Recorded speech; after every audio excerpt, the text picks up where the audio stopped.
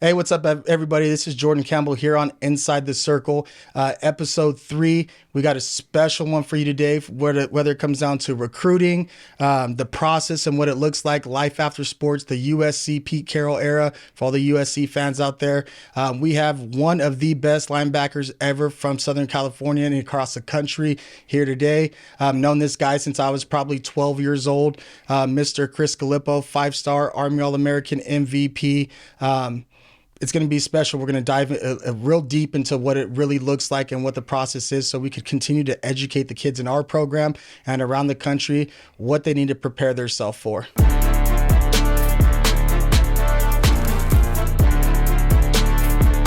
Thanks for having me, bro. Yeah, I appreciate it, man. This is, and honestly, it's cool. And like I was telling Billy, I haven't seen Chris Galippo in 14, 15 years, right? Yeah, we all went through different processes when Pete Carroll left. I ended up transferring in 2010 out of USC. You obviously stayed at USC during that time. And today's conversation, it's not scripted. It's not planned.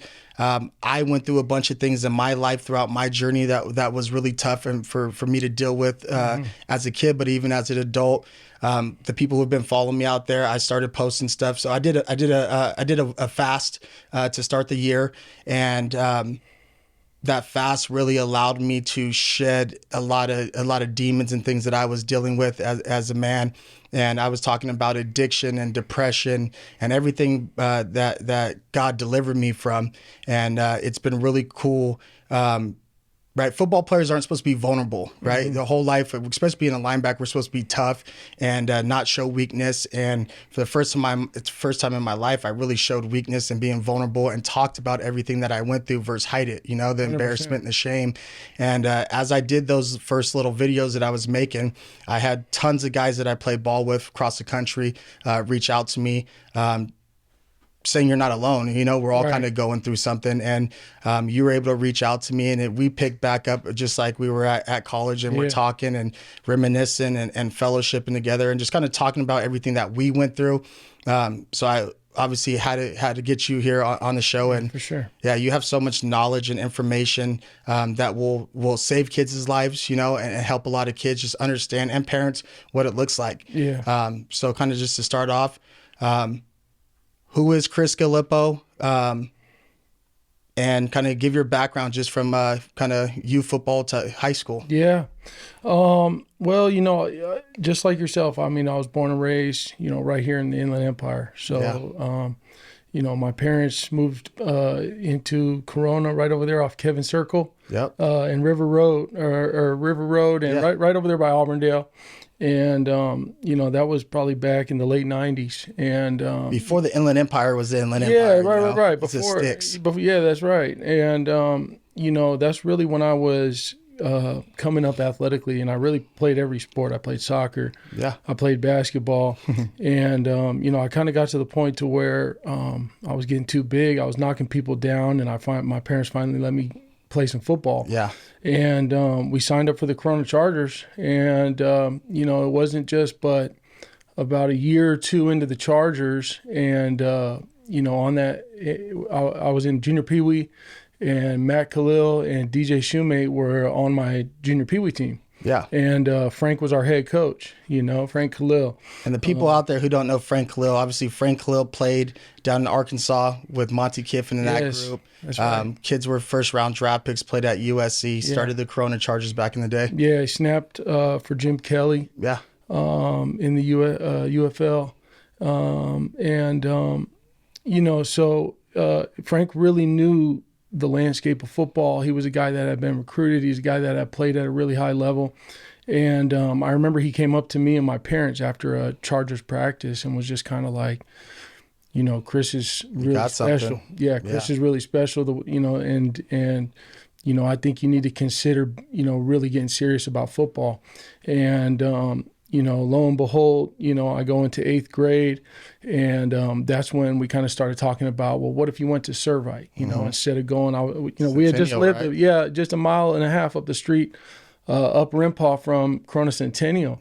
And they were just becoming a powerhouse at the time. Yeah. Well, they were a powerhouse. Mike Bass was running back, and Frank was actually their offensive coordinator, coaching there. And Matt and myself and DJ were ball boys for some of their games and stuff. And we had gone to camps, and we knew Matt Logan for sure, and he knew who we were. Yeah. But Frank being a Servite alum, he pulled us kind of away from Corona, and my parents ended up trusting him and sending me to Servite. Yeah.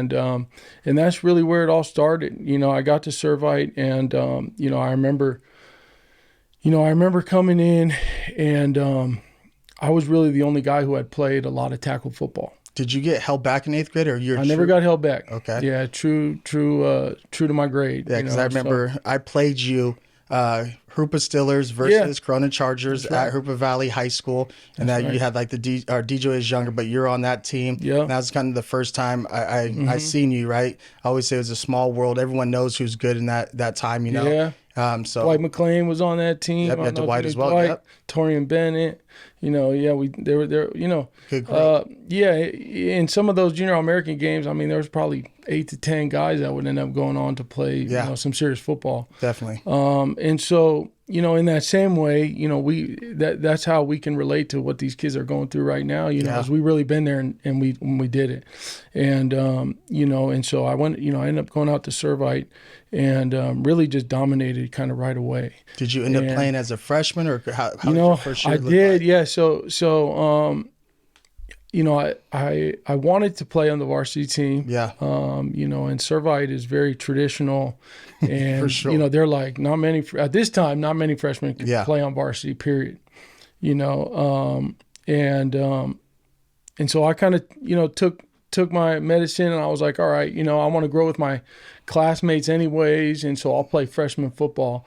And we played freshman football. I think we went 8-2, dominated, smacked Mater Dei, smacked Bosco. I think we went undefeated in the league actually our freshman year. There you go. And so we had a lot of promise, in our class.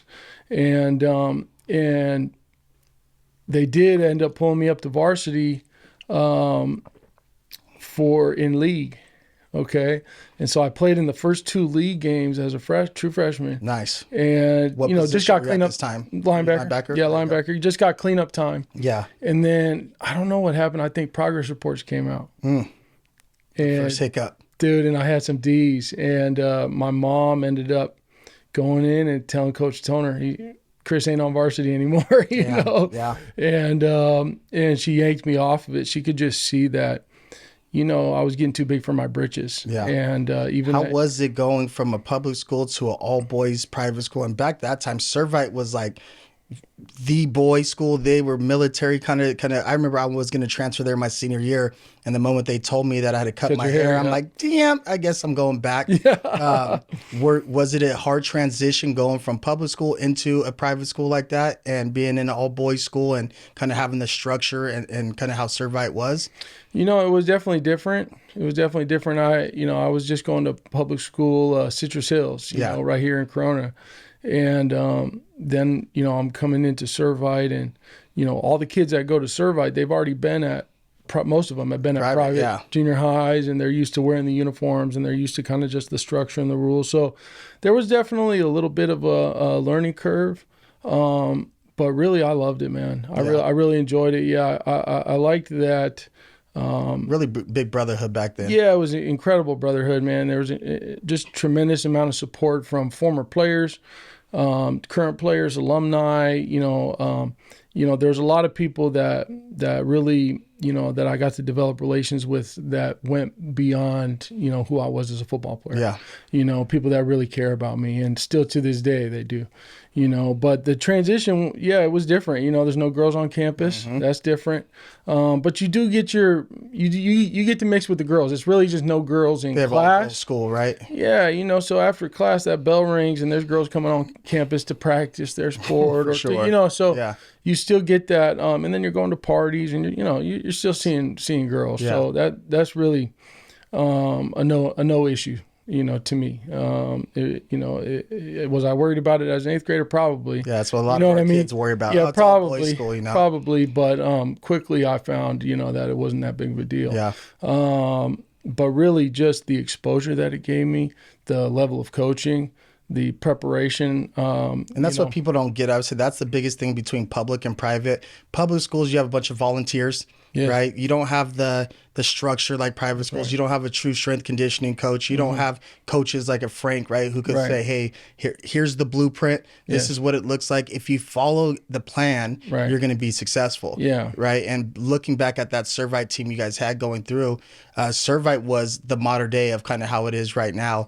And you guys were like the first school that really blew up with having players offered early. I know multiple guys. Yeah, multiple guys.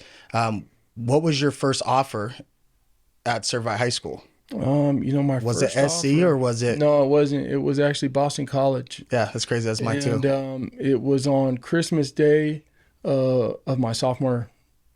Sophomore season. My sophomore season. So I had started as a sophomore at Servite at middle linebacker. All league, all that. All sure. All exactly. and Boston College offered me on Christmas Day, and at that time, obviously I was very close with the Khalils, and Ryan had just committed to USC. So Ryan was, a center at SC, or excuse me, at Servite, and didn't really have many offers. Had a few nice big offers. I think, UCLA was looking at him, and a couple of, but it wasn't really on a national level. And Ryan went to the USC camp and balled out. Yep. Balled out. They put him, center. Yeah, they put him up, like 50 one-on-one reps in a row against all the D linemen at the camp, dude. And I think he went like 49-1 or 50-0. It was like that. And the whole coaching staff was there, and Matt and I were there. So we got to go up into the office when Pete is offering Ryan. That's awesome. And we're just sophomores at Servite. Yeah. Just played our first sophomore season.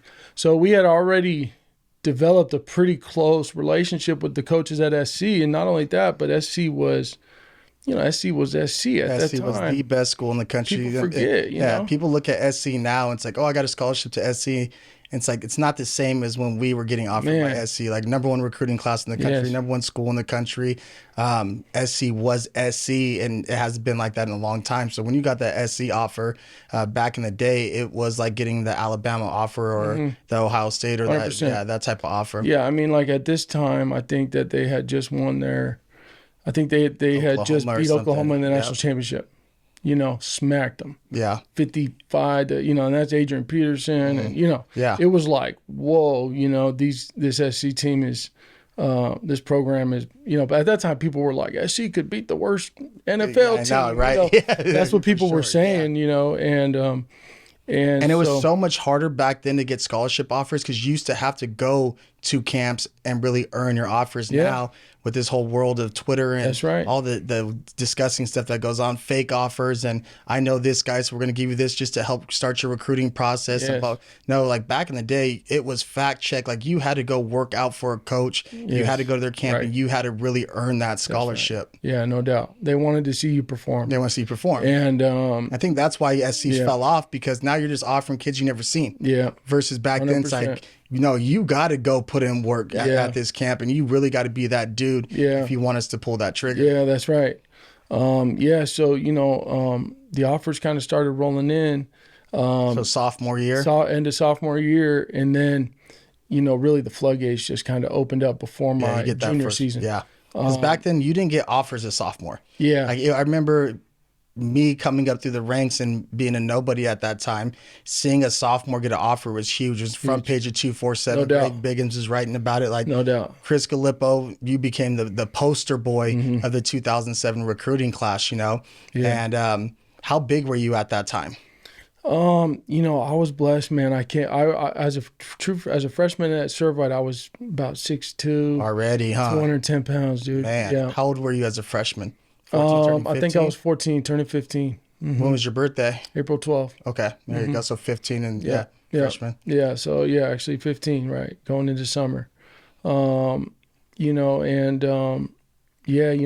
was my dad's 6'6". Yeah. So I really thought maybe I would even get taller. And But no, I was big. And I played soccer, you know, and soccer really helped me develop my lower body and run, move laterally, understand angles and depth on the field. We're very similar in our story. I played soccer growing up, right? I played baseball, played basketball, kind of skateboard, rode bikes and all those things. And now it's such a lost art to do multiple sports. You know? But I feel truly everything that I did as a kid growing up allowed me to be a good football player. 100%. Hand-eye coordination, you know, baseball, basketball, lateral movement, change of direction, soccer as well. Yeah, and especially learning how to compete. Yeah. Learning that was how the to biggest compete. thing. You were always a competitor. Yes, because you know, I think that you know, if you can stoke that in a kid young, just understanding.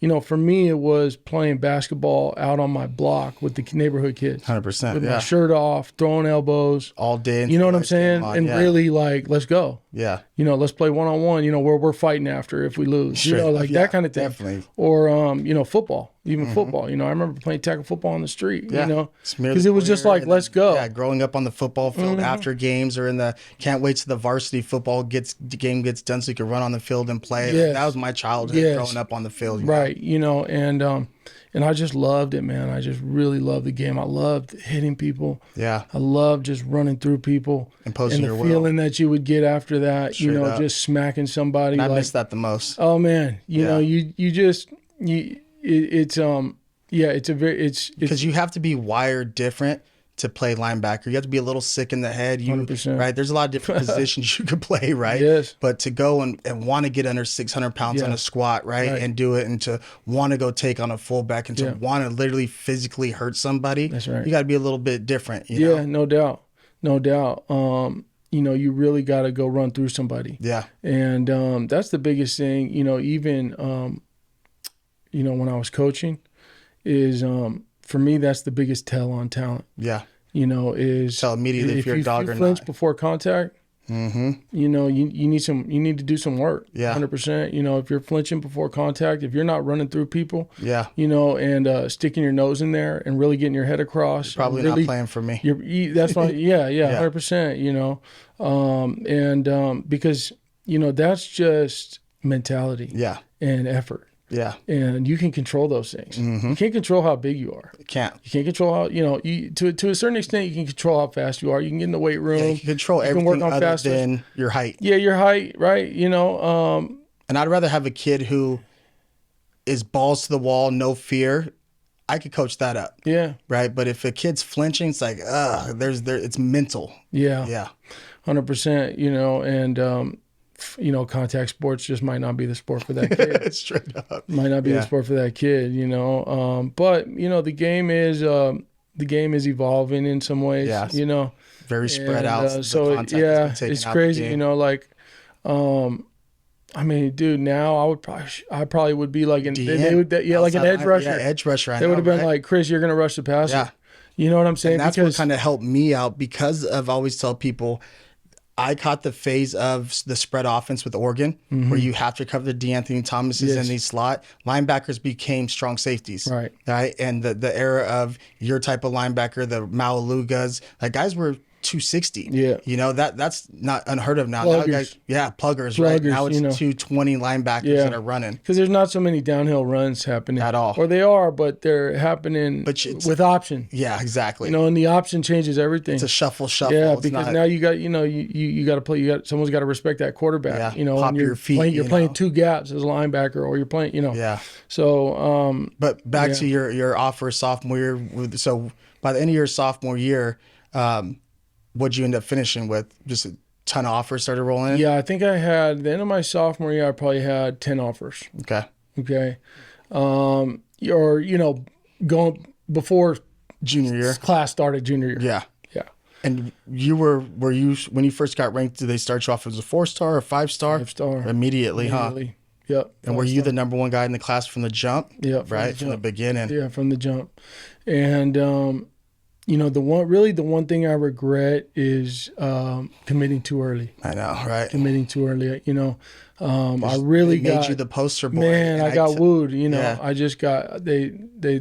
And I hate to, but it's not their fault. Committing early to the #1 school in the nation made you the Chris Galippo and the folklore of that guy. A little bit, yeah, that's true. Because you going to and I see with our kids now, because I tell them all, don't commit early. Yeah, take your visits.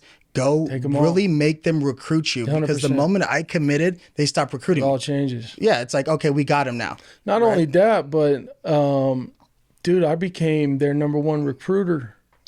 You work for them, dude. I mean, going to the Army game and going to all these games, I'm still in touch with the coaching staff.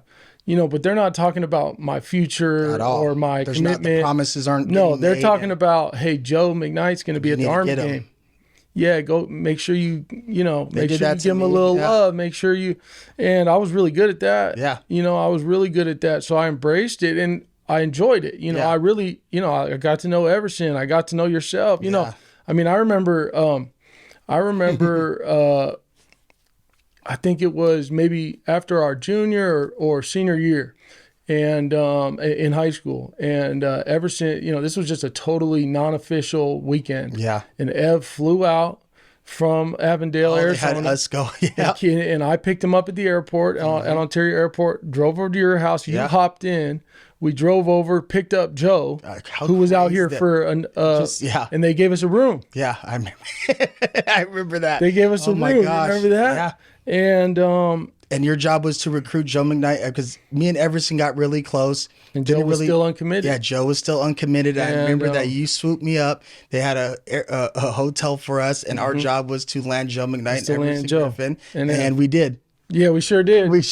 You're welcome, coach. You're welcome. Yeah, the 2 5-stars on the team. That freaking Yeah, we sure did land them. Wow. Rest in peace, Joe McKnight. Yeah, R.I.P. Of course.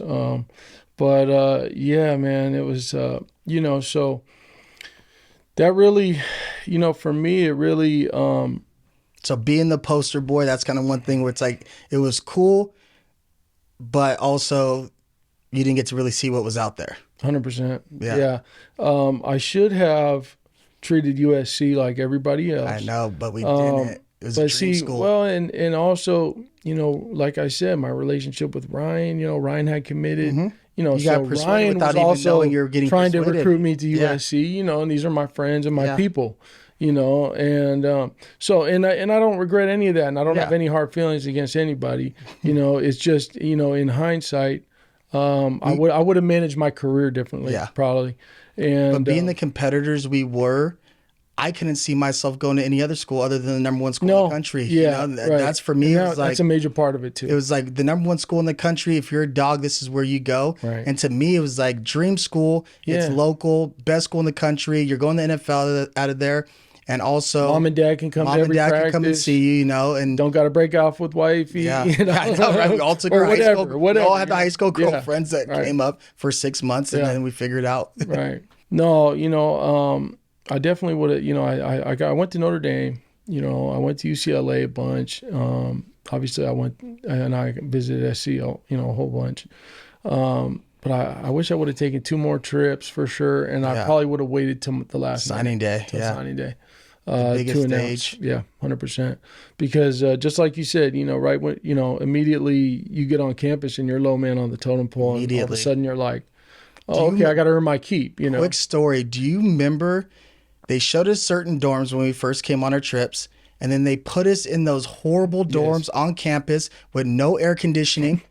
You remember that? Yes. No air conditioning, 2 beds, and we all met outside the dorms. And we're like, this is bullshit. Like, what are we doing? We have no AC. We have a common shower that we all had to go in. Yeah. And to show how important it is to wait, to commit, and be that guy and have promises like they promised Joe McKnight.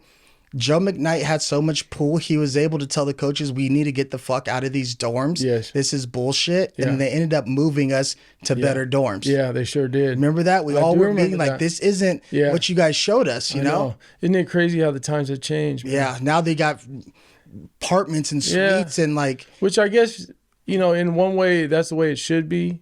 Our weight room sucks. It would leak. And the thing, SC didn't even have the resources like these other schools, but they were winning. Yeah, 100%, man. Yeah. Yeah. I remember, just just really having to grind for it. Yeah. And really having to, it was definitely a wake up call. I mean, I was immediately homesick, even being at USC. Still homesick, I know. But just, the competitive environment, and that's really what Pete was such a master of, is creating a competitive environment where you really felt like I must do this for myself. Yeah. Or else this guy across from me is going to do it for himself. Yeah. And he's going to take it from me. And you're never safe. Right. And that's a hard environment to live under. It's a very stressful environment, because he's putting everyone against each other. 100%. And looking back on it, yes, we were a team, but there was no really, to me, there wasn't a brotherhood there. Yeah. It was everyone was here to take your job. Yeah. And if you don't do your job, or if you do anything else, if you show weakness or vulnerability, right. or if you're sick, like your job's going to be gone. Yeah, right. So you couldn't really warm up to anybody. You couldn't really, because like he said, I don't care, I'll play freshman. Right. So even if you were an upperclassman, you felt like it was your time, like you weren't safe. They might bring someone right in and take your spot. Yeah. And he was a master manipulator, and he did a really good job on the recruiting aspect. Yeah. And how to get the most out of us and making it as such a, not saying an unsafe environment, but such a competitive and walking on eggshells, I guess you could say, environment. 100%. For coaches also. Yeah. Coaches should struggle. Right. But see, that's what makes greatness. But that's what makes greatness.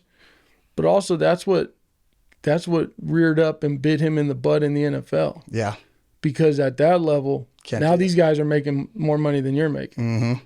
And they're like, no, you're not. We're not playing these games. You know what I mean? You can't treat Russell Wilson different than you're treating it. You know what I mean? And I heard that from boys that were on the Seahawks. So but that's definitely the times have changed. Now with the NIL thing and stuff like that, these guys have a lot more leverage. Yep. These guys, players have power. They have power. They're paid. They can afford to make better decisions, and they can afford to treat their bodies well and stuff like that. I remember coaches saying, like, well, if you want to transfer, you have to sit out and you're going to disappear. You're going to be nobody, blah, blah, blah. And when you're going through that whole process, it's like the coaches have all the power. Yeah. You can't have a conversation with them. It's hard to even communicate with 100%. them because you go D1 AA or you sit out a year, right? And if you sit out a year, your career's done. Squashed. You're done. So nowadays it's like, no, I have a transfer. Right. So now coaches have to talk to these kids as human beings, right, versus just a product, 100%. right, that they could dispose and throw away, right? They got to really be honest with them. They have to really be honest with them, because if you're not and you bring me in, it's like, this isn't what you told me. Gonzo. I'm out. Yeah. Right? And that's why I do like the transfer portal. I do like the NIL, because you give players more power, and these coaches could treat you like a human being and not like just a disposable object, you know? Yeah, this is an investment. Let's make an investment in you. Like the league. You make an investment in us. Yeah. Yes, and we can be men here and have a conversation. We're doing business. Yeah. It's not them talking down on your little kid. Or it's just before that one side is trying to act like we're not doing business. Yeah, they got all the power and you're just the subservient, and you're just gonna say yes sir, okay sir, I'm here for you and this team, because I'm gonna have to sit out next year, and I don't want to ruin my career, so I just gotta if you need me to play more special teams, or if you need me to play fullback, be a program guy, to, run down on kickoff every week and be a program, or whatever, then I'm gonna do that. Yeah. Whereas now these players are going, well, no, hold on, I came in here and you told me that I was gonna play slot receiver. Mm-hmm. And now you're telling me that, or whatever it may be. Now you're telling me you want me to play all defense, or you want me to return kicks, or, I'm going to go somewhere else. Yeah. I'm going to go take my talents and what I can contribute to this program somewhere else. 100%. And that's a good thing. It's a good thing. I mean, don't want to cut you off. Go ahead. Do you remember this story? First day of fall camp, we all got black jerseys. Yes. You remember that? Yes. Who were the two players that were so pissed off they got black jerseys and they felt like they were lied to, that they didn't leave the locker room? Ev and Joe. Yep. Everson and Joe, I remember they said, who the hell is number 98? I'm not 98. I'm not acting like I'm somebody else. You told me I'm coming in here to play as a freshman. That's right. And all of us were all like, are you serious? You're going to challenge Pete? Like, and they said, fuck that, bro. They told me I'm coming in to play as a freshman. That's right. You're not going to have me come out here with the black jersey and go on scout team. Yeah. I'm trying to get ready for the game. Yeah, I'm trying to compete against these guys. I'm trying to compete versus these guys like you told me. Like you said I would. Yep. Yeah. And the guy went back in and got their jerseys. Yeah, they sure did. And brought them out, and they didn't have to do practice squad. With us, did they? Nope. And I always remember that, and I tell our players that because they were the 5 stars, the best players, and they held out to commit late, there's promises that were happening behind the scenes because they were trying to go and recruit them from other schools. 100%. And because they had the power and the leverage, and those coaches sat in these kids' house with their parents and made these promises, they had to fulfill those promises. That's right. Right? Everson and Joe didn't look like going to SC was like a privilege. It's like it was a privilege to have them. That's right. Right? A lot of us looked at it as, it's a privilege to be here. I'm a privilege to be here. I'm just happy to be at USC Trojan, a top school. Yeah. And I felt that mindset is what screwed us 100%. Versus being selfish and saying, no, you guys, I'm going to win you games. Right. I'm going to get you a raise. I'm going to get you a promotion. And I always tell our kids, going back to recruiting or committing early, you want as many promises made in front of you and your parents as you get recruited. And the moment you commit early to help build their program, you're now just kind of just a workhorse for them, and the promises stop. No doubt. I wish someone would have told me that, bro. Man. Honestly. And I look at these guys now, and it's like, because that's the truth. Yeah, it's the truth. Yeah, to see those two guys say, fuck you, I'm not doing practice squad. I'm here to earn a starting spot to compete. You told me I'm behind this starter. I need to compete and beat him out. Right. And those two guys did it, and look at, they got drafted and they got treated differently their whole career at USC, and it was a working relationship versus a slave relationship. Yeah, no doubt, bro. And I remember that vividly when that thing happened, right? And there was other, there was plenty of other things that happened too. There was plenty of other ways that reared its head, Yeah. Yeah, no, I think you're spot on, man. It's hard because, because we were willing participants. For sure. Because we came from programs like be a program guy. Yeah. Do your job. Yeah, and, you can definitely kind of get lulled to sleep a little bit and let your guard down because I definitely you're trying to be a part of the family, and you're trying to be a part of the team, and you're trying to hold it down for your brothers, and and all of that's constantly being leveraged against you too. The coaches, because they know they could get up on you. And now it's a lot more black and white. It's a lot more about business, and I'm going to come in here, and this is what I'm going to produce, and this is what you're going to pay me. Yeah. And transactional. Yeah. And, that's not necessarily a bad thing. It's just different. It's just totally different than how you and I had to do it. That's growing up. That's what we do. This is the pecking order. This is what it looks like. This is your authority figure. Right. And seeing that Everson and Joe, because the background they came from, not having money, like I'm at SC to get paid and do 3 years and go to the NFL. Right. So when you're telling me to go to class and you're telling me I need to graduate, I told you I'm coming here not to go to class. I'm coming here not to graduate. I'm coming here. Yeah, and you're taking game tickets from my parents because I'm not going to class. Yeah, stupid stuff, right? I mean? Yeah. And it's like, put me in dance and put me in ballet because I'm here just to stay eligible until I could go to the league and get paid. Right. That was their agreement. Yes. Right.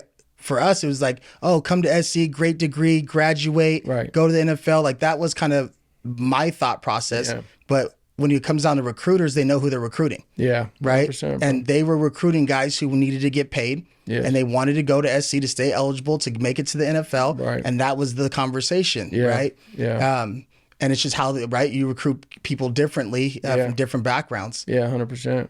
So for you, right, you're at Servite, you start getting your offers, you commit to USC early, you're the poster boy. I remember pulling up all these Cal-High sports, boom, Chris Galippo, shaved head. And it's like, I remember for me, it's like, damn, this fool already has these offers. He's committed to SC early. I'm a linebacker trying to climb up the ranks, right? And it's like, okay, we got to go to all these camps and you have to earn your spot. And I remember I used to get pissed, like, I'm trying to become the number one linebacker in California, which you were at that time. And it's like, he never goes to rivals camp. Like, where's Chris at? Yeah. Like, he never went to 247. He wasn't at SC. And the privilege you had, you didn't have to go through. Didn't need to. You didn't need to, bro. Right? Like, and it's like, how could I go and compete versus this guy? Yeah. But that was for you. It was already set up where you were that guy, which was awesome, you know? Yeah. And I mean, it was awesome, dude, but it's, there's a lot of pressure there too. You are the guy, you know? Yeah, but that also lulls you to sleep a little bit, man, as a competitor, and that wasn't, that was my Achilles heel, like I should have, if I had to compete more, I would have been a much better player.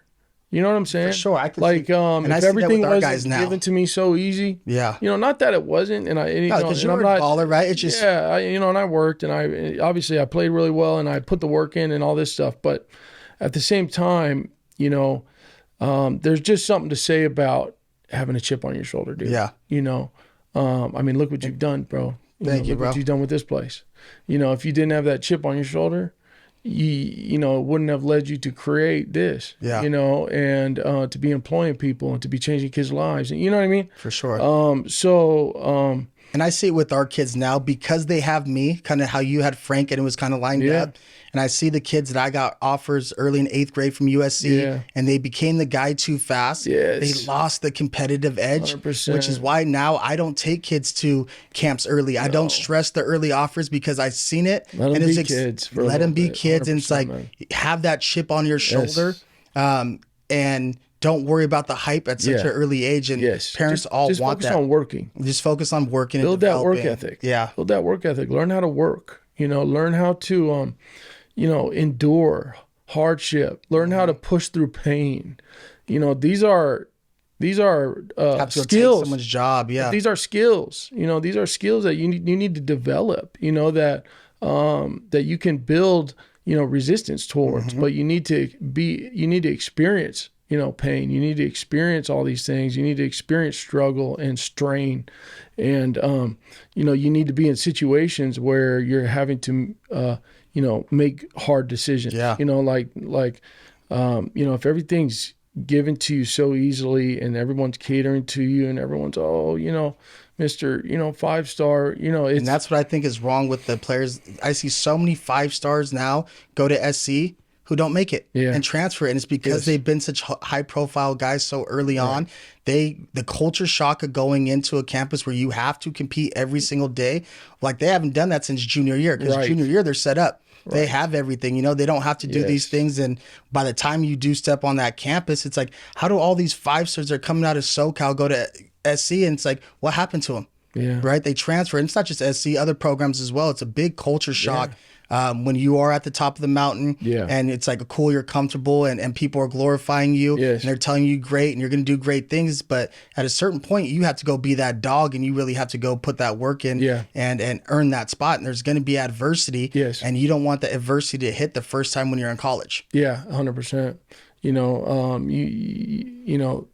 Like I said, that, learning how to, or understanding how to respond to adversity, is a skill that, needs to be developed. It needs to be sharpened, and especially when it comes to off the field. It's really difficult to I mean, I can't even imagine now, the social media pressure. It's the worst kryptonite right now. I can't even imagine now the social media pressure, and kids getting nicknames at 8 years old and like you're the number one ranked 8-year-old in the country. Like, are you kidding me? Or just the criticism. Yeah. Just the criticism. Because everyone wants to see you fail. Right.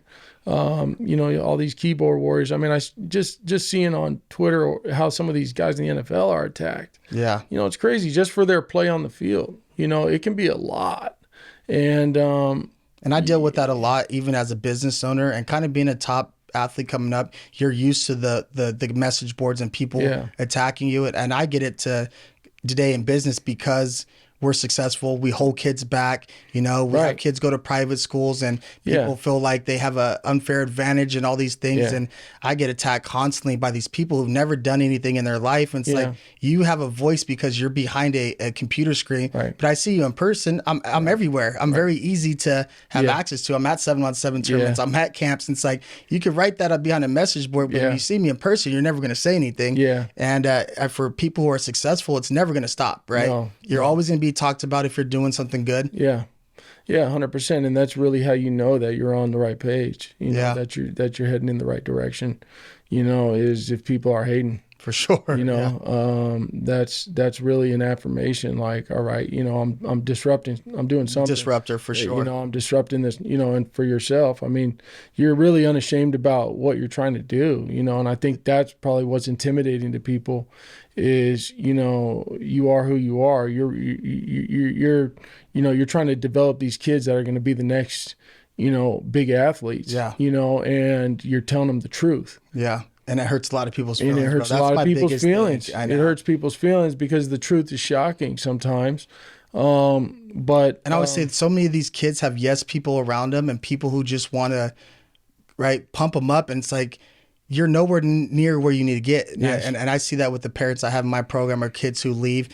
I'm always brutally honest with them, because I'd rather be honest with you now versus you going through what I had to go through at that next level on a national stage, right? Leave USC at a national stage where everyone's talking about you, or get cut from the NFL on HBO Hard Knocks, right? I know. So I try to give these kids, be brutally honest, but it's sad because 99% of them don't want to hear the truth. They want to be told that they're great. Right. And it takes for them probably by junior year for them to come back around and be like, everything you told me was true, coach. Yeah, right. And it's like, it's not that I don't believe in you or I don't love you up, but you have to be humble. You have to keep working and you have to know really where you're at. So you really know where we need to get. Yeah. You really got to have a clear understanding of who you are as a player. Yeah. And what you're contributing to that team. You really have to look at it almost like you're analyzing your business. Mm-hmm. Business is very black and white. Are you making more money than it's costing you to run your business? Sure, yeah. And as an athlete, it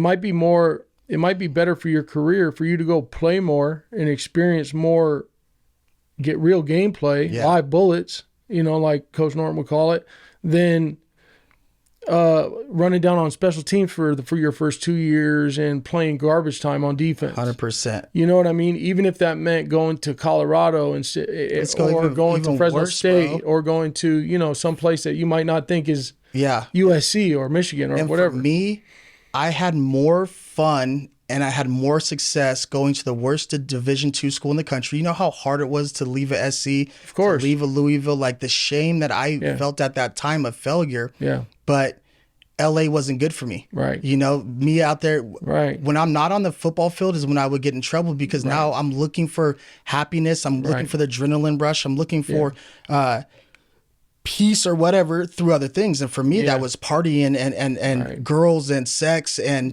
whatever it was, drugs, because it's like, I'm not happy because I'm not playing. Yeah, I'm on the team. Yeah. But if you're not on the football field doing what you love, then you're not going to be happy. I had a lot of depression during that time at SC because, cool, I'm on special teams, but at a certain point, I stopped working because it's like I'm sitting behind a first round draft pick. I'm waiting my turn, and waiting your turn and having idle time was the worst thing for me.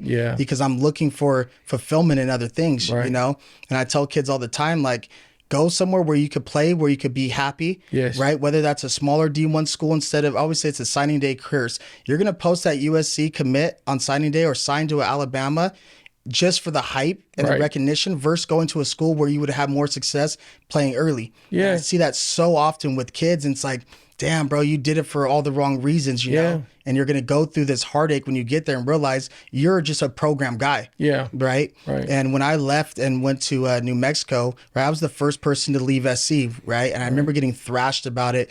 They called it the fall of Troy. The first article came out, Jordan Campbell's leaving to Louisville, blah, blah, blah. And then I watched Malik Jackson leave and Moody and a couple other guys, right? Jarvis Jones and Wanda Kavenga. And when I ended up at New Mexico Highlands, I went from playing in front of 100,000 people versus 5 people, right? Flying private to games to driving a bus 15 hours to South Dakota, right? To really having to love the game of football again. But I was so much more happier playing football and being who I was in high school, playing offense and defense. And it wasn't the stage I wanted, but I was able to do what I loved. I was able to get film again, and it allowed me to get back to the NFLPA All-Star game back home, and it allowed me to go and get a couple opportunities on a couple different teams that allowed me to get money from a practice squad or things like that for me to change my life. But I found so much more joy just playing football. Carefree versus the business side of it, being at SC and the walking on shells and being under a microscope and all those different things. And I try to use my story as much as possible because I truly feel like God put me through everything I went through to come back and do what I'm doing now and show kids how to do it the right way. And to go from 3 colleges when I was in college, 6 years of college, right, to 3 different NFL teams, to changing positions multiple times, getting cut 6 times in the NFL, there was so much heartache there, but there was also so much growth and there's so much experience that I was able to gain through those dark times, right? I haven't seen you in 15 years. And it was an absolute roller coaster the whole time. It was. And I had to put myself out there on social media with the YouTube videos that started to all these different things, just to let people know I was still around and I was still working, which obviously led into what I'm doing now. But it was a scary time, but there was more joy, I guess we could say, just by playing football at a small school. Yeah, no doubt.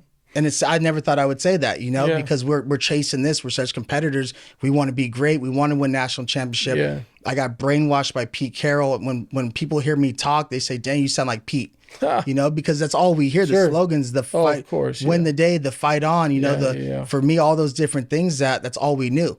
Right. And I did take a lot of that into the next chapter of my life. That allowed me to be successful, and it works. Right. It works, man. There's real truth in it, and I mean, we gained, a tremendous amount of knowledge. That's why I said I've never changed it for the world. Me neither. Me neither. It definitely made me who I am. But I think what you realize, and I guess the older you get, you kind of get a little more perspective to just, how long life is and just the changes that come through life, and the fact that you're not always going to be in the same spot. You're not always going to be the same person. You're not always going to be around the same people. And when you're going through it, you think that's life. That's you think it's your forever. You absolutely do. And, and I really struggled with that, dude. I mean, just the fallout of losing all your friends, was massive. Losing the locker room and just the relationships. You really don't realize, like sometimes I think that's back and I go, miss. That's what you miss the most for sure. But sometimes I think back and I go, there must have been a moment where it was our absolute last time in the locker room together. And I don't even remember it. I can't even recall it. And, but that definitely, it just changes, everything about you because you have so many outlets for your stress and, you're talking to guys and you got relationships, you got accountability, you got love, you have all these different things from your brothers, and then the NFL comes and everyone's gone. I always go back, was it real though? And the reason why I say that is because once I left and I went to a D2 school, my phone stopped ringing. Right, people stopped answering my phone. When I came back in town, I'd hit up the boys and it's like, damn, like all the stuff that we went through, when I couldn't give people tickets to SC games, it's like, hey, come watch me play in New Mexico Highlands. Boom, left on red. Right? And that's how I met my wife, and I found true love because that's awesome. No one would come and watch me play. No one wanted to watch me play because it wasn't the stage that people want to be a part of. Right. And I realized how many people were holding on to my coattails and who were trying to elevate with me throughout my career and my life. And God allowed me to go to a place like New Mexico Highlands to get rid of all the toxic people and all the fake people in my life that weren't really there for me. And it's sad. It came down to me having 3 friends, right? And I couldn't give away tickets to come watch me play. And then it's funny, once I got invited back to the NFLPA game, boom, Jordan, you're back in LA?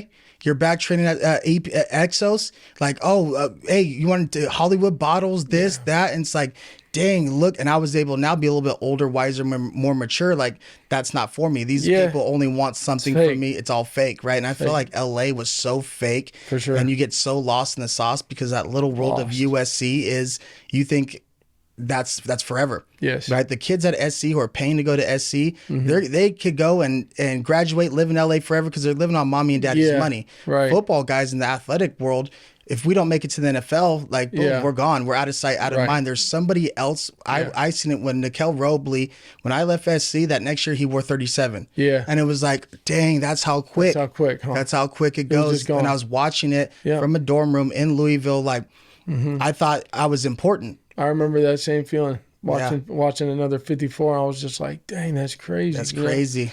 Yeah, it is a wild thing, huh? Yeah. You're just like, oh, man. That's when you realize turn the page on you. They turn the page, next chapter, next guy. Well, and even, just 10 years, sometimes, you want to tell those guys, like, just wait. In 10 years, you could be walking around this campus and no one knows you. No one will know who you are.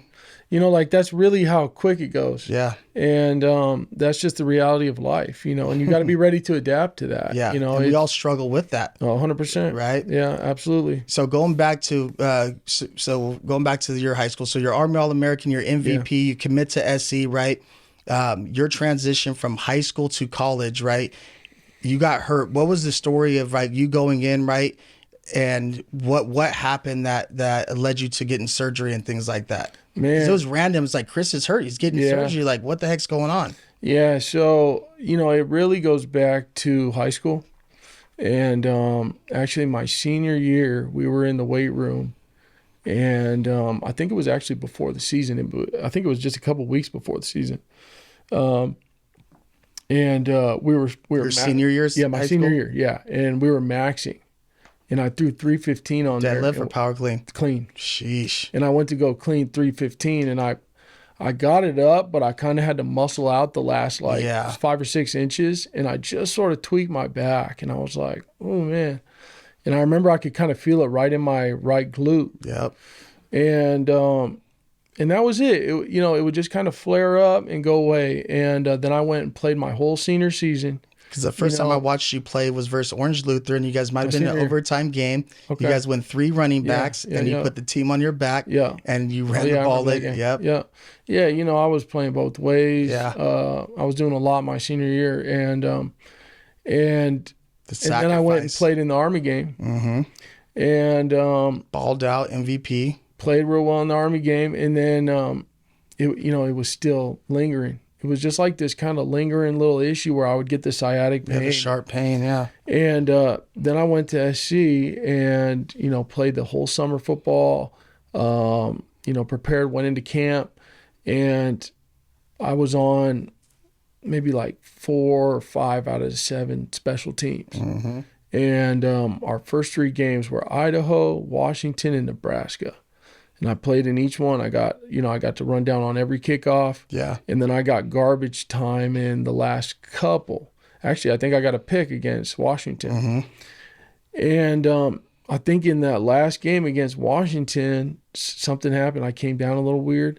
And I just remember going to bed that night, and it felt like I was laying on a tennis ball.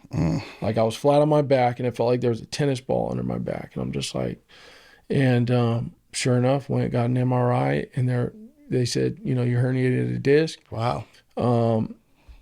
If you have surgery now, then you'll probably make it back for next spring ball. Yeah. And so this was after the first 3 games of the season, and they said, and we can still redshirt you. I was like, all right, let's do that. So I went. It was out of nowhere. Yeah. It's like, dang, it's kind of out of nowhere. Yeah. But, it had kind of been hampering me. And so I had surgery. They redshirted me, and I sat out the whole rest of that year. Mm-hmm. And that was really tough, man. Just sitting out, being at home while everyone's at the games, weekends by yourself. I was there. It was with brutal, you, man. It was, and not tough. only that, but that was really that was the first time. Out of sight, out of mind, not playing. Well, dude, I had major back surgery, and I remember coming back into the lot. Like, I remember I had surgery, and I came back around for the first couple times. Like, I'm just, well, here's Chris back from his surgery. I'm saying hi to everybody. Yeah. And I remember getting in the locker room, and a couple of guys were like, what did they prescribe you? And I was like, what do you mean? And they were like, what'd you get? Yeah. And I was like, oh, I got these Norcos. And they were like, oh, bro, take like 3 or 4, bro. Yeah. That's what they told me. And I was like, and I had never really even thought of prescription drugs like a recreational drug. Yeah. I didn't think about it like I thought about weed or even alcohol. I just thought it was medicine.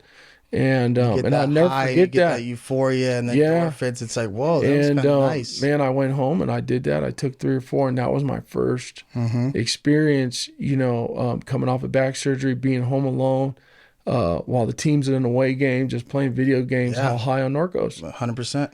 And that's kind of how it started for me. Norcos, though, I remember that being prescribed. Is either, for me, the first thing I got addicted to. Right, my high school coach gave us Trend back in the day, performance enhancing drugs, right? And then I got Adderall when I went to SC, so I could get extra and it just started with, hey, everybody had Adderall. Yeah, if you get extra time on tests, you get a note taker, school's a lot easier. Here's Adderall. Not only that, but then it's like, take one and go to practice. I know, right? And then it's like, now all of a sudden you're out there super dialed in, like motion, check, straight up. Yeah, just locked down. Dude. And it's so, I just wish I could grab myself in those moments, really, because and we don't know what we don't know. We just know it's normal. Yeah. It's a normal thing that's going on. Well, and it went on to affect my life, dude. Yeah. It really went on to affect my life. Mine too. It really led me to where I would go to that stuff when I wasn't, when I needed that feeling, when I needed it, when I wanted to feel high or whatever. And so anyways, I had to sit out that whole season. I came back for spring ball, which was, 2-3 months in April, May, June, or, around that time. And I remember in the spring game, I picked up the fumble and I flipped in the end zone. I remember that, yeah. And Coach Carroll cussed me out for that. And then a week later, dude, I'm in the weight room squatting. I had been, I finally was like full cleared, go ahead, ready squatting to go. with Coach Carlisle. Mm-hmm. Dude, and that night, I'm like, what the heck? I had that same feeling. Yeah, because it was like back to back, bro. Back surgeries. And so did you get surgery again? I went and got surgery again. And got surgery that next day. But I felt like you came back that year, right, in fall? Or? So then I had to sit out the whole, summer. Yeah. No football, nothing. No fall camp. Do you feel like they rushed you back too early? Oh, man, I got rushed back so early, dude. Because Ray was hurt. Yeah. Ray was hurt. So Luther Brown was hurt. Everybody was hurt. And, I think the plan was for me to sit out like the first 6 or 7 games of the season. Yeah. And that's hard, then, and meanwhile, dude, I'm trying to catch up in the weight room. Mm-hmm. Everyone's been training this whole offseason. Yeah. I'm just barely cleared. And I'm trying to get ready to go play. Yeah, you got heavier, things like that. Dude, and now all of a sudden I've had 2 back surgeries, so I can't do straight up back squats. Yeah. I'm doing single legs with the, you could see I'm doing all this different stuff. Confidence, right? You could see it in our eyes. The guys who are going through things, you could see the confidence. And they always say, like, what's the biggest difference making the transition? It's keeping the confidence that you're invincible throughout your process. Because the moment I got hurt, freshman year, my shoulder, and I remember coming in at fullback, for me, it lasted a practice that I did not want to do this, right? And in college, there's scripts, right? Inside run. So you have the defense gets to see what plays you're calling the offense. Right. And I remember lining up at fullback, and I'm running 92 lead, and Ray's calling out the play. He's already blitzing downhill, and I have to take on Ray Maluga, then kick out Cush and these different guys. Ended up hurting my shoulder, and that's when I was like, I'm not playing fullback. I'm transferring. Yeah. Like, this is bullshit, bro. I'm getting crushed every day. And because I'm coming off of getting hurt. Yeah, I'm getting hurt. Yeah. Right? And because I'm coming off of the performance enhancing drugs from high school. You're all tight. Yeah, and then I go from 230 to I'm 215, 220. Then I'm on Adderall, right? And then now I'm like 205. And it's like, bro, I'm not eating now. And it's like, so now my body is completely changed. Right. And I'm out here freaking trying to go and take on 260 pound linebackers. Yeah, bro. And I'm broken. Right. And then again, the pain pills, right? Things like that. And then now you just spiral into this thing. You're on a college campus. So it's like, well, I'll just go party. Yeah, and for me, it was like I'm hurt. I'm not practicing tomorrow. My outlet I'll go out was Thursday night, 100%, bro. And that's really when I started partying hard, because it was like, I'm not playing. I'm hurt. I'm on practice squad. I'm redshirting. My confidence is low, so I'm looking for happiness and fun elsewhere, you know. And that's really when I went through my little spiral. But it all came down to just one thing after the next, the next, and you're trying to cope and you're trying to fix these things, and it's not going how you envision, right? You're not playing, you're out of sight, out of mind, you're not important anymore, right? And that's kind of the scary part of, playing at a big time program. You can't afford being hurt. You can't afford to miss a practice. You can't make the club in the tub. They say that all the time. time. Martin used to say that, No, I mean, dude, and it yeah, it was hard, man. It was really hard being that guy who was hurt, because it's almost like the scarlet letter. Once you're that guy who's in the training room all the time, it's hard for those coaches to get that image of you out. Yeah. Because they're in there and they're checking on who's hurt and how everybody's doing, and they're getting their updates every day. And if you're on that list all the time, it's not a good look. It's not a good look. It's not a good look. And that's really what, I don't want to skip too far, but once I got to Indianapolis in the NFL, dude, I was in the training room every day, because I'm in rookie training camp, taking every single rep, taking every rep for 2 days. Was your back so bothering? Oh my gosh, bro! Of course, man. Of course it was. And I was training for the combine, so I'm just, my body's a little out of whack. My upper body's, probably too tight, and I'm training for bench, and it just ended up, I was in the training room all day, because that's what I needed to do just to make it to the next practice, dude. I was in there getting stem, getting ice, had the legs on, just like, and that's what coach is seeing, so, and especially at that level, when it comes down to it, they're like, on you. Well, and also, why would we invest in? Yeah, we can get somebody else in here and pay him the same amount of money, and he's not broken, he's at least going to be out there on the field, For sure. So, so second back surgery, you're trying to come back. And, Rose Bowl year again. Yeah. Rose Bowl year again. And, Ray was hurt, 2008, and Ray had a thigh bruise. And I remember Coach Carroll pulling me in and was like, can you go? Can you go this week? And at 19 years old, it's like, do you say no? Do you say yes? And this was I think this was the 5th game of the year. Yeah. So mind you, they were telling me about week 7. And so I'm 2 weeks earlier.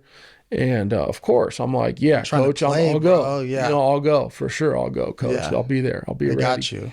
And, man, I just got right in and ended up backing up Ray I think I played in that whole game just about. I think they told me, we're just going to use you sparingly. And then I played every snap of that game. What game was it?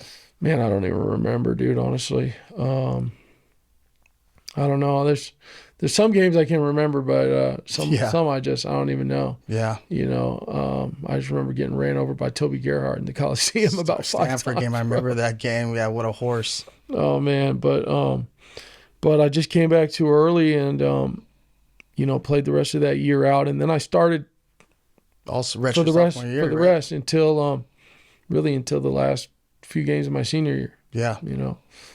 So I got a lot. I played a bunch. I got a ton of college, real live, game film. Yeah. And throughout that whole time, as you're finishing your career at SC, were you still taking Norcos?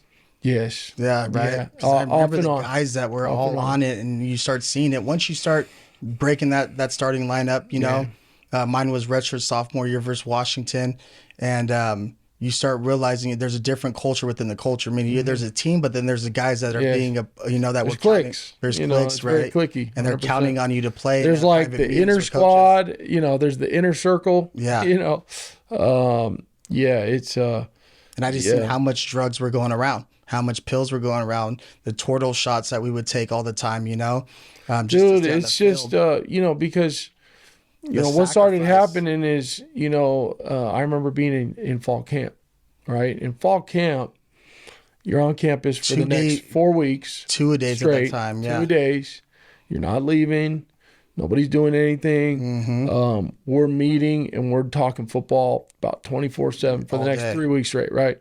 So you get into that first team meeting and all of a sudden homeboy's like, yep. And opens up his hand and there's 3 or 4 Norcos. You're like, oh, for sure. In meetings, bored. It's like my body hurts. Let me take these, and now I'm just kidding. Now I'm just chilling. Now I can do this meeting. Straight up. And it's just you really don't realize the kind of destructive habits that you're developing when you're doing that, because that kind of stuff, that kind of coping is so destructive later in your life. Yeah. And that kind of stuff, it's really hard to shake. And, you really, and it wasn't really until, I realized that, like, dude, full transparency is really the only route. Yeah. Like with my wife, it's just, there's nothing, she's got to know it all. Yeah. She's got to know it all because I just know how I am. And you have that wife now to talk to. Same way with me. Before, there was no one to really talk to about these things. Like coaches didn't really want to care. Thank God for marriage. They didn't want to hear. Thank God for marriage. Everyone around you, it's either they're doing what you're doing. Coaches are probably still, we're doing it, but no one, it's like, this is what needs to be done. The sacrifice that needs to be done to keep this machine and monster moving forward. Yes. Either you're with it or you're not. Right. And if you're not, then do what you need to do. Next guy up. We're going to figure out how to get the next guy in there so we can continue to win and continue to push this thing forward. Because the only thing that matters at a program like that is winning. And if we're not winning, everyone is in a bad mood and everyone's getting cussed out and coaches are getting fired. And then what's getting take out on us as players. And it's like, all right, I'm not trying to get chewed out. I'm not trying to run after practice. So what do I need to do to make it through the next day? That's right. Right? That's right. So once you finished up SC, right, we went through the Pete Carroll change. Right, Pete Carroll goes to the NFL. Our whole coaching staff leaves. This is our redshirt junior year going into our pretty much our senior year. The entire culture changed when Lane Kiffin came in. And for me, the thing that I always look back on, the coaches really didn't even have the balls enough to kind of sit down, meet with us, tell us they're leaving, what's going on, who's coming in. It was just like, all right, we're going to the NFL. We basically found out on SportsCenter. We found out on TV, and these are the people who sat in our homes when we were young kids with our families and said, we're going to be here until you graduate, right? That's why you're going to come to this program. Why would we ever leave? Right. And then we find out and it's a completely different culture shock. You feel betrayed. You feel like you've been lied to. You have anxiety. You don't know what's next, right? Whenever you hear about a new coach coming in and a new staff, they're trying to get rid of the players on the staff, on the team at that time and bring in their guys, right? And I made it through 6 months, right? When Lane Kiffin came in through the spring, worst time of my life, the lowest depression, new coach coming in. They're talking about moving me back to fullback. I'm not even on the team at this point because it's just so much things that are going on in my life of being unhappy and not playing, right? For me, getting a start, my third game of my redshirt sophomore year, leading the team in tackles that game, getting hurt. And it's like I worked so hard to get to a starting position and it was gone in an instant. And you just go back to being another, all right, we don't care about you, And then finding out after our bowl game, our whole staff is leaving. Now it's like, where's my career at? Where's my life at? Where's all these things? We're going on sanctions. We're hearing, it's not just like your coaching staff left, like, no, you guys are going to get the death penalty and you guys won't be able to play any playoff games. Like there's so many things that got shook up. And what I look at, there was no transparency by the coaches. There was no one just sitting down and say, this is what's happening. These are your options. It was pretty much, all right, we got to get up to Seattle. We have OTAs and we have the NFL draft. We're out of here. And it's like, oh, wow. Okay. Well, who's coming in to be our leaders now? Who's going to come in and help us get to where we need to get? And that's when I really went to a spiral because the coaches that were there mentoring me and that I trusted were gone. And here comes a new person that comes in and saying everyone's job's up for grabs. You guys are all starting at the bottom. We're bringing in our guys and good luck. We'll see you guys in spring ball. And that was a very scary time. as a player, you know, and obviously led me to end up transferring out of the program. You obviously stayed there. How was the time? Because I just watched you guys on TV, you know, and it's like, how was that Lane Kiffin time when you were there? Man, you know, it was definitely different. It was because year one you guys did good, right? 10 wins or something. We did real well. You know, it really. So he came in and I immediately got benched. Right, I immediately went bottom of the depth chart. Who they put over you? DK, Devon. Oh my gosh! Wow, yeah. From the end. Yeah. They brought him from the end. You know, so he was in a totally new position too. You know, he was struggling to learn the position and just be up on his 2 feet, and you know, and obviously DK, you know, is a beast and had a tremendous career, and you know, ended up going back down to the end. Yeah, just no loyalty though. Yeah, but you know, so they came in, and you know, Joe Barry was the new linebacker coach, who I really loved. Joe B. I loved working with him. Yeah, he was with me with the Redskins. He was great, man. Just a good dude. SC boy, you know, just a good guy, and a great coach. Really taught me a ton of football. And but it was really, we had done so poorly in 2009. Went to the Emerald Bowl. Yeah, I think we were 8-5. Yeah, it was a huge. Pete Carroll's worst defense statistically that he ever had. Yeah, and so they really came in and they needed to point the finger at something, you know, and they really, and rightfully so. You know, our defense had performed horribly. But I also think there's a lot of distractions that were going on. You know, the rumors with Pete Carroll cheating on his wife and all these different things. There's all kinds of crazy stuff going on. The NCAA stuff they had going on behind the scenes. Like no one was doing what they're supposed to be doing from a leadership role. Well, in hindsight, you know, Pete bounced. You know, Pete, he saw what was coming. Yeah. You know, I don't think anyone really was transparent and explained to us what was coming. Everyone just denied everything. They told us you could transfer if you want. But, you know, if you stay here, you know, Lane Kiffin's going to be the new coach, you know, and I'm thinking I started last year. Why wouldn't I just keep starting? Why would you not stay? You know, you know, in hindsight, you know, it just killed us, dude. Like the losing the scholarships destroyed our team. We had no depth. Nothing, yeah. We had nobody that could, you know, for instance, you got starting defense running down on kickoff and punt, and not that but just not that starters can't or won't, but you know, to go and run 60 yards on kickoff and then line up and all of a sudden it's 1st and 10, and we're playing maybe a no huddle team. You know, it'd be nice for a starter at some position to just be able to, you know, depend on someone else who could down before, and this you know. So, and once the scholarships got taken away, you know, man, we had to do you know, the starters had to do a lot, dude, because the next guy was a walk-on guy, and you know, and so it was just different. They just had a totally different coaching style, totally different approach. You know, obviously they were new. They didn't really know us. I mean, I knew Lane because Lane recruited me. Yeah, he was the first guy in Sark. But you know, and Lane was. You know, I can empathize with what he was coming into as well, you know, and I understand where, you know, he obviously ended up growing a lot more, and he's a tremendous coach to this day, you know, but at that time. I feel like LA wrecked him, and it also wrecked Sark, man. Right? LA was such a hard place to be. It is a hard Coach place. Ogeron, like every coach that came through there, even Pete, like LA gets the best of you. It sure does. LA's undefeated, you know. Yeah, it sure does. You know, it's just it's just it's a difficult environment. There's a lot of distractions. There's a ton of pressure. Yeah. And it's a difficult environment for sure. But you know, they really just came in, changed everything, you know, and I ended up working my way back to starting. You know, so they benched me, put me all the way down on the depth chart. We went through summer, went through fall camp, and in fall camp, I think I ended up working my way back into starting, you know, before the season started. But then, you know, at the slightest hint of, you know, we're not having some success, they immediately would, you know, throw DK in, you know, so my career really started, you know, just in terms of my consistency and being on the field, that's when it started to kind of, you know, change a little bit for me. But I think I still started my whole junior year, and then my senior year is really, I think I maybe started 4 or 5 or 6 games. Who'd they replace you with? DK. DK? I know they're looking for a new guy. DK and, oh man, who was the one guy that came in? I forget his name. Lamar Dawson. Okay. Lamar Dawson. He was a freshman at that time.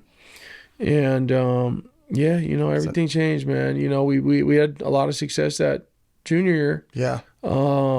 Beat Oregon in Oregon. Stanford, I believe. Yeah. I forget who we lost to that year, but I think we only had two losses. Yeah. I think we were like 10-2. We would have went to the Pac-12 championship game. We probably would have played in a bowl and had some success, but because of the Reggie Bush stuff, we couldn't. Exactly. We couldn't, and then same thing that next year, except our senior year, we were even more depleted on scholarships. Now you've had one rotation, now another rotation. And it really just, I'm really surprised that SC's been able to rebound the way they have, because you would think that would just about take out any other program for a while. For a while, yeah. I know, and it did. Yeah, it definitely did for a minute. Compare where Pete was at to kind of where they ended up. Yes. And I think people don't realize how many people's careers were affected by that. Oh, man. Guys that could have got drafted, should have got drafted, should have went higher in the draft. Yeah. And then everything kind of happened for its reasons, right? Now you're finishing up your career at SC. Did you play in any All-Star games or anything like that? Yeah, NFLPA game. You went to NFLPA? NFLPA you were there game. with me? I think so. What year did you go out? 2013? No, the one before. Yeah, one before, the year before. Yeah, I was in the NFLPA the year before. Went to the combine.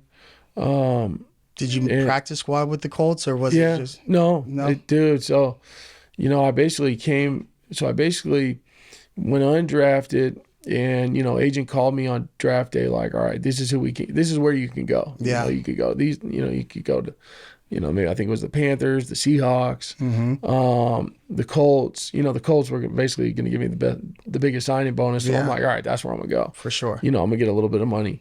And went out there, and they really didn't have, Pat Angerer was there. I don't know if you remember Pat Angerer, Robert Mathis. Robert Mathis was in that linebacker room.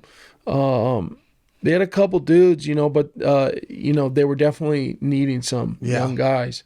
And so I came right in, and immediately, got moved to the, you're living in bottom of the in a barrel. hotel. Yeah, you're living in a hotel, in downtown Indianapolis, and you're basically alone.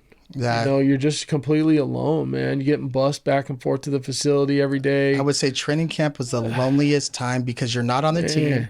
If you are trying to make the team and you're not a draft pick, you're an undrafted guy, they already have clicks, Right. And those days in the hotels were just lonely, because you go to practice, you come back, you're in the hotel, you're trying to figure out the depth chart. And you're not really trying to be friends with anybody either, because these dudes aren't going to be here maybe either. Probably not.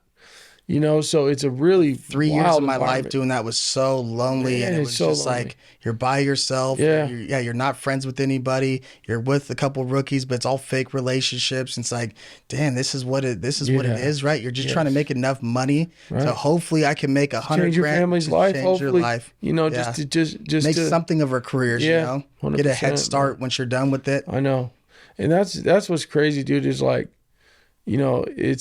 It's just crazy that we did all that we did, and we don't, to a certain extent, we don't have anything to show for it. I appreciate the education, and all the experiences. Yeah. But at least these kids now, man, they could have the career that we had, and they might have millions of dollars. Yeah. Not a little. These kids are getting millions of dollars, which change your whole life. Like $100,000 changed my life. Yeah. So to see these kids now making millions of dollars going into college, it's either going to be destructive, or at least they have something to fall back on.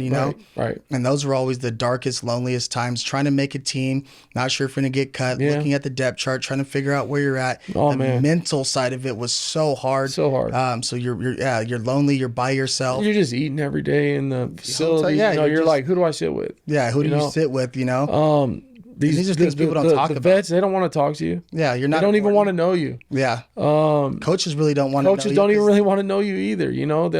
They don't even know why you're there. It's just man. I remember just feeling like I really did not like football at all. I really it was stressful for me. Yeah. It was stressful, dude. It was just every day I'm like, all right, I got to get through the next 10 hours at the facility. I know. Just mentally, because you're just so anxious. You're so worried about your status. Yeah. You're so worried about your performance and your body holding up. And we crave structure. We want to know what's happening, yes. and that's kind of our whole life. We had structure. We knew the game plan. We knew what to expect. And when you're on that journey by yourself, you're 22 years old, 23. You're 90 guys on a roster. You're getting treated like shit. You're just a body, you know. Yeah. And it's like, damn, here we go again. You're starting from the bottom, and that's a very lonely time. And it takes a lot to get out of that situation. It takes timing. It takes luck, you know. The best guys don't always play, right? And they don't always make the team, right? No. People who understand NFL and the rosters and how they work. Some guys that get drafted where they're already invested into, they get every opportunity possible, right? And they still mess up and make the team, you know, because they invested into these guys. Mm-hmm.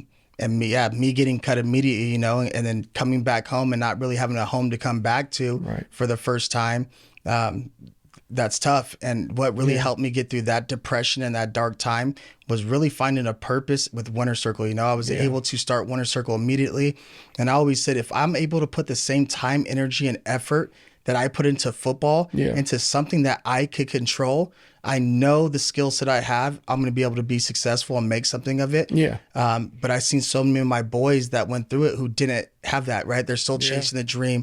I always say you could tell the ones who are depressed and haven't got over who they are because they still have their football picture on their Facebook page 15 years later, right? You know? Yeah. And it's like, damn, I can't imagine where this guy's still at, you know, where you're still holding on to that dream. Yeah. And it's sad, you know? Yeah, for sure. And there's no help after. Like, SC never reached out, or any college coach, or like, nobody. There was nobody. It's just you're back home, you're in society, and you're trying to figure out who you are as a person. And that's when the addiction happens, the drinking, you know, the pills, and being lost, right? Isolation is the worst thing. When they want to punish someone in prison, they put you in isolation. They put them alone. Put you alone, and you feel alone during that time. Yeah. Yeah, no doubt, man. You know, I definitely have my share of struggles, and you know, once I really realized it was done. Yeah.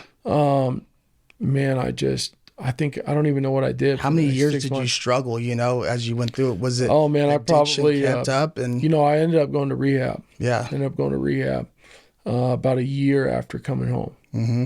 So was it because you couldn't get pills anymore, or was it just kind of like, bro, just the gig was up. Yeah. The gig was up, dude. Everybody knew. Yeah, you don't like looking at yourself in the mirror? No, man. You know, you know, when you're messing around like that, I think you living two different lives. Yeah, and there's a little bit of you that thinks nobody knows, and that you're fooling everybody. But the people who know, you know. The people who know, you know. And at that point, you know, my gig was up. You know, my sister and my brother-in-law and my parents were just like, dude, you know, you're on drugs. Yeah. You're and at that time, dude, I was using every day. Yeah. Every day, man. And I went to rehab, right? And these are hard conversations to talk about. Yeah. And I had to be vulnerable and right? You're living these two different lives. And for me, it was, I couldn't stop the Adderall. Right. Because for me, I was performing. Yeah. Right. And for me, trying to build this company, having a newborn baby, having a kid, you know, so you go where it's like, I got to make it because I got to get out of hell.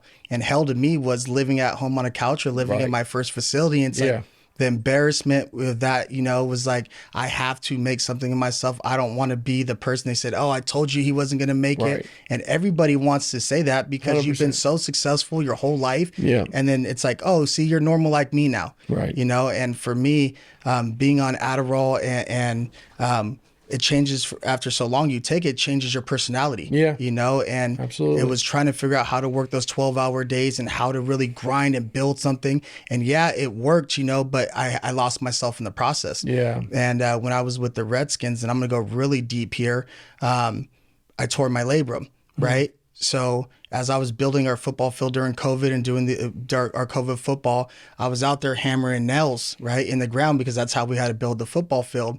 And then my shoulder ended up dislocating, just the overuse, you know, we're talking about a full football field. We probably put 10,000 nails into that thing, where I asked a friend for pain pills, you know, and ended up getting pain pills. Wasn't from the doctors, ended up taking it, and it was a counterfeit Oxycontin, right? Man. Ended up having fentanyl in it.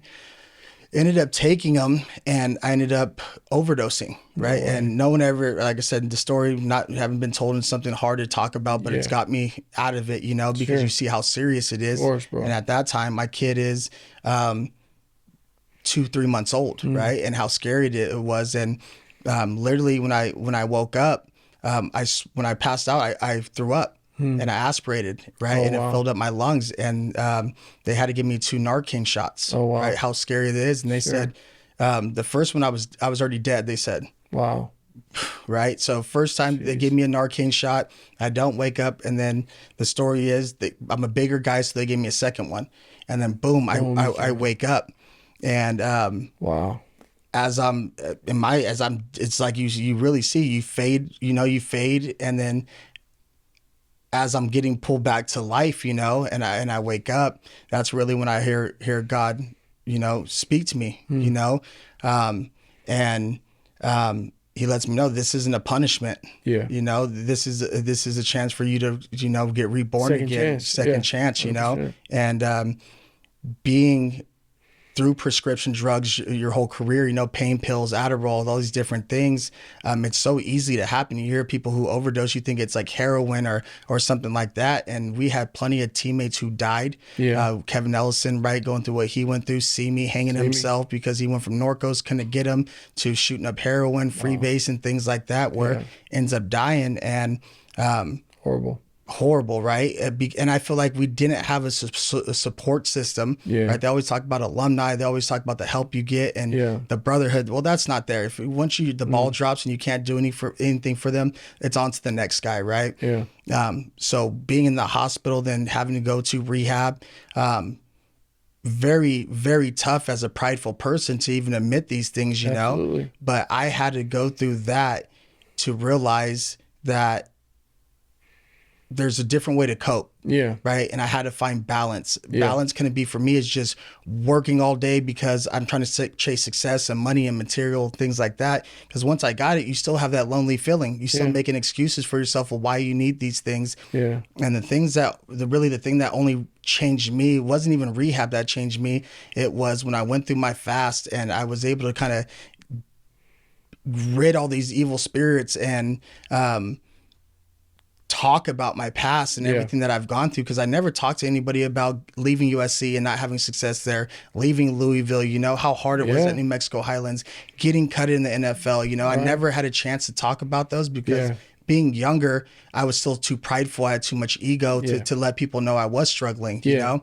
Absolutely. And I would avoid my mom and my parents because they knew who I was. Right. They knew I didn't want to see them because they know that I'm struggling. They could see it in my eyes, And really for me, being able to add to my toolbox, what I mean by that, when I would go through these things and have intrusive thoughts and feel the addiction and the urges, I would go and try to go and pull something out my toolbox to fight it, and there was nothing there. What really helped me was having the scripture, right? Going to God and fully surrendering myself to Him and saying, I can't control this, I'm out of control. I'm out of control, And, that's right, because that's what it starts with, man, and that's really step one of Alcoholics Anonymous. Is admitting that, you're out of control, that you can't manage it on your own. And there's power in that. There's power in it. I took my power back. Because once you do that,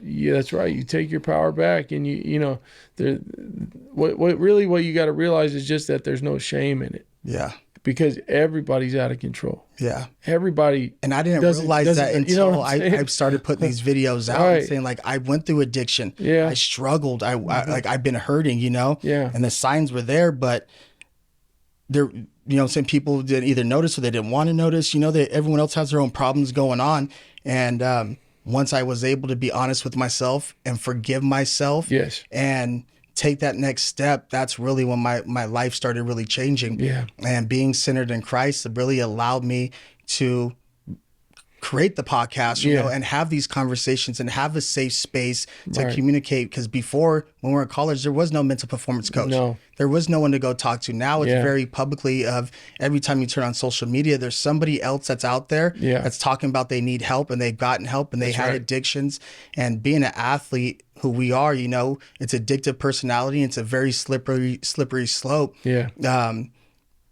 To darkness, you know, and there was so many years of just having darkness, but still having to figure out a way to survive. And surviving for me was either at the bottom of a bottle or either alcohol or taking pills, you know. And to have clarity and to be clean and clear and to be able to have these conversations. Every time I have these conversations with my brothers and people I've you know, grew up with and know I'm not alone, I take back more power, you know, and I'm able to grow from it, learn from it, and educate the next kid because they're going to go through exactly what we went through, and they have to know how to be on their own in an industry that they're in and to be able to know when to ask for help. That's right. And know when to kind of pump the brakes, you know, and we never want to do that because you don't want to fail. Right. You feel like, okay, this is working for me, so I'm going to keep doing it. Right. 100%. You know, I think that if, and so many people laugh, you know, and it's like they laugh about, oh, he's an alcoholic or he pops pills or this and that. Well, instead of laughing at these people, you know, ask, like, help them. What do you need? What's going on? What's going on? You know, because we're all strong people. We're smart. We're intelligent. We have a great skill set. So clearly something is going on if we're at that point. Well, and those behaviors, they're not the problem in themselves. You know, they're the symptom of a problem. You know, you're only drinking or you're only popping pills because you're trying to numb yourself out to something that is actually the problem. The root of the problem. Mm-hmm. You know, and for an athlete, you know, that it could be a lot of things. It could be, of course, be trauma, you know, but trauma, even if it's just perceived trauma, is just as damning as real trauma. You know, if you think that you were traumatized, that's just as powerful to yourself as if you were actually traumatized, you know, whatever actual trauma is, you know, but, you know, really, you know, you got to figure out what that root cause is, you know, and as an athlete, it's so easy for us to lose our identity, you know, because when you put all your eggs in the basket of being an athlete, you got to invest in it 100%. You got to throw your whole self in, you know, burn the boats, as they say, you know, you got to be both feet in, 100% committed to developing your body, your mind, your spirit, in every way that is going to contribute to you being an efficient athlete. And that's what made us great, you know, that's what makes you great. There was no plan. We had to sacrifice everything. And, but once you lose that, you lose that identity, and now, you know, Jordan Campbell is just Jordan Campbell. Exactly. The jersey, you know, and really it's Jordan Campbell, the man, the human, the person that's who your family knows, that's who your family loves, and that's who you are, you know. But when we lose that, who we thought we were, who we perceived that we were, and our identity that was wrapped up in us being an athlete and being a, you know, successful, you know, stud linebacker, whatever it is, you know, once that's really just, it's a facade anyways. You know, it's really just fake. And finding purpose versus pleasure. What is your true purpose? You know, what is your true identity? And I know we all struggle with that as athletes. What happens after your career? So many of us go through depression after a career, and it takes a long time to figure out who you are again. You know, and I really wish that I would have been, you know, one of my regrets, I think, in college was not being more engaged in my hobbies, not being more engaged in some of these clubs. And people say, you know what I mean? What are your hobbies? I don't have hobbies. You have no idea. You have no idea what. I didn't have time for hobbies. Or what you even like, or what, you know, you really. So it's like you're getting born again after your career, and man, it's coming from, again, finding yourself all over again. Dude, I mean, I remember when I got my first job after I got cut, and, you know, I'm 24, I'm 25. Like, people are looking at you like, okay, you know, you should be somewhat of a man at this point. And, you know, I just remember struggling with waking up every morning and getting my butt to work. And, you know, to handling my business. Yeah. And it's I remember okay feeling so inadequate. Like, Yeah. man, you know, here I am. I know everything that I've done in football. You know, I got my, you know, and I don't even really know how to have a job and interact with, you know, the working class America. You know, that's how far behind and like underdeveloped I was just as even a with person. the USC degree. Even with the USC degree, you know, it was just tremendously shocking. Just and it takes a lot for a person like you and myself, right? For us to realize, okay, this chapter's over, I have to start something new. And I know seeing you, right? You first job working at Best Buy. Yep. Right. And you at a certain point say, I have to feed my family. I have to take this next step, whatever it may be. And the humbling process of getting a job right at a Best Buy and dropping your ego and pride. And that's the hardest thing for people to do after their career, because they're used to being on that pedestal to say, I just have to go and get a job and provide for my family, you know? And for me was, I remember riding a 10-speed bike to LA Fitness because I didn't have a car. And it's like, you're that guy who's riding a bike down the street. Like, holy shit, what happened to this guy? Yeah. You know, and I remember like that was always my fear of that next step, you know, but we have to take that next step. Yeah. Right. And the thing is, once we take that next step, you start figuring things out. But the fear of all those different things keep you from even taking that next step. And I see guys 10, 15 years later who are still so scared to take that step. Well, they're still in the same position they were before. Yeah. So whether it's you getting your first job at Best Buy after college, to me having to get a 10-speed to go work at a local gym, you know, and people seeing you and saying, hey, what are you doing here? Right. You know, and those are the hard conversations, the hard moments that shape us to be the person and the successful person moving forward, you know, husband, father, working class, working citizen here. And it's just sad and scary. People don't want to take that next step and they'd rather live onto the dream of who they used to be. And the people that are out there watching this, you have to, no matter what, after your career, you have to take that next step, whatever it may be, you know, and then doors will just naturally start opening for you because you'll find yourself and who you are and what made you a great athlete, a great football player. And you'll find that by you just working at a local job, and you start getting your feet back underneath you, your hard work, your personality, all these things will come back out again that will launch you to another career. You're going to see the same greatness. The same greatness. Because that's who you are. That's who you are. Yeah, it is who you are. Just tapping back into that. Yeah, no doubt, bro. Yeah, tapping back into that greatness, but we're so either drinking or pills just to mask that feeling, but every athlete has greatness in them. I always tell the guys that come through who don't get drafted and things like that, like, you have a PhD in athletics. You know, we know so much information. You could go get your teacher credentials, go coach. Yeah. You know so much. Influence somebody. You could influence somebody, and you have so much value to you. Yeah. But you're not going to let your light shine again because you're still worried about who you used to be. Yeah. Right. So biggest thing I tell our athletes that are done with their career, go find your new purpose. Go find your new identity. And the faster you do, the faster the depression and the hopelessness and the loneliness is going to disappear. Yeah, 100%, man. Well, thank you, brother. Yeah. That was a great podcast. Man. I'm sure we could do it again, man. You know, 100%. We could just talk, man. All day. Just reminisce so all natural, day. Right? Yeah, absolutely, man. Well, I appreciate everybody out there who tuned in. Hope you guys enjoy episode 3. My man, Chris Galippo, right? Understand the process, what the process looks like, how to find your true identity and purpose. Make sure you guys like, subscribe, share the video. We want to get the message out there to everybody. There's a lot of athletes out there and people who are going through what we've gone through, right? It's very hard to be vulnerable. A lot of people think it's weak to be vulnerable, but it takes a lot of guts, a lot of strength to be able to go out and put yourself out there. And our ultimate goal on Inside the Circle is just welcoming people in. And hopefully we could save you from some type of heartache and we could help you through your journey and, just be successful and know what obstacles will be there as you go throughout your own process. See you guys soon. Thank you.